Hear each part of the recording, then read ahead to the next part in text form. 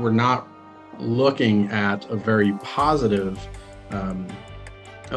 view of food insecurity moving forward. We're actually seeing more and more individuals falling into some of the highest categories of acute food insecurity. And this was actually just highlighted at the General Assembly in the United Nations this week with the release of the latest food report that has been put forward. And we are seeing changes that we have not seen in years. I mean, we've seen an increase this year for the first time in terms of the ability of individuals in terms of the prevalence of malnourishment. You know, that has increased to 9.4%, where it has largely sat pretty stagnant between 2014 and 2019. So again, the situation unfortunately is getting worse, and we need to start taking some steps if we hope to make any improvement at all.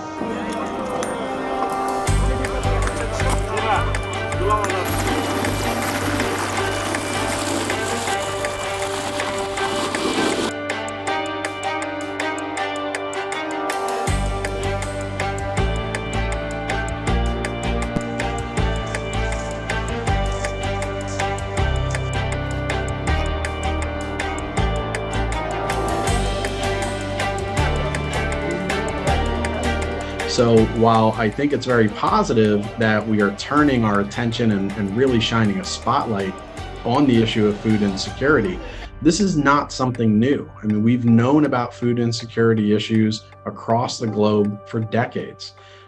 We have a lot of avenues to try and address it, but some of those have just not made the types of penetration that we would really hope they would see in this market. So I think we really need to get back to strategies that are really going to look at investments in ways that we can produce foods that are outside of some of our usual ways of production.